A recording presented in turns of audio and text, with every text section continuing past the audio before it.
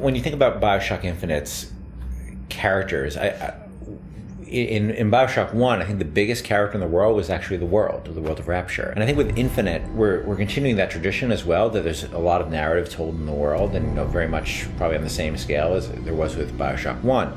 But we also saw an opportunity to bring the dynamic element of storytelling to the characters. And our challenge is, of course, is that we don't have a very presentational medium. When you think about storytelling in a lot of games, you're thinking about going to a cutscene or being locked into place, and that's not something we really like to do.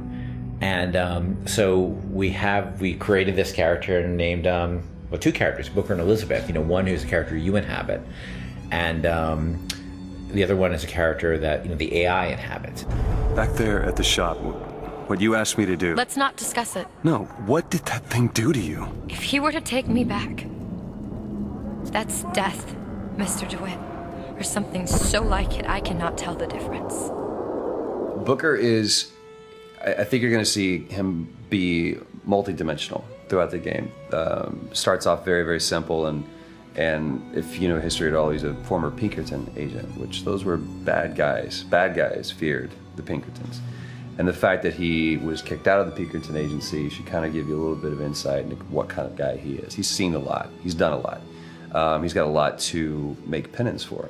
And when he's presented this opportunity, which at first is just a job to him, of getting Elizabeth out of her gilded cage and taking her from point A to point B, that's where I think his journey starts, not just in a literal sense, but more of a metaphorical sense as well.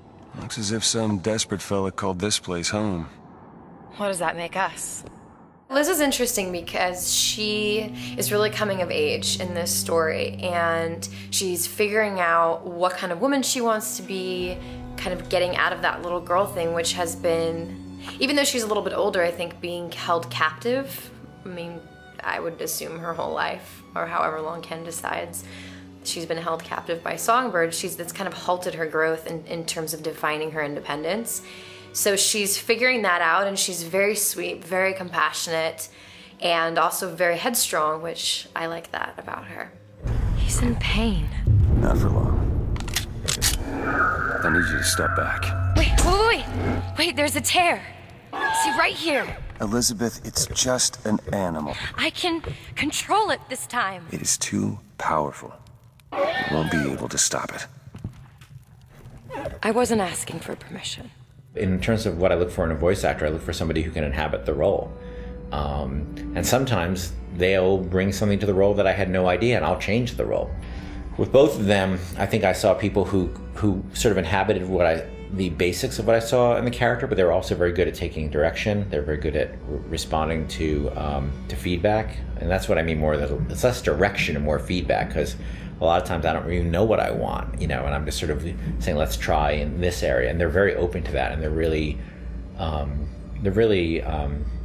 generous in the process, and that's been incredibly helpful.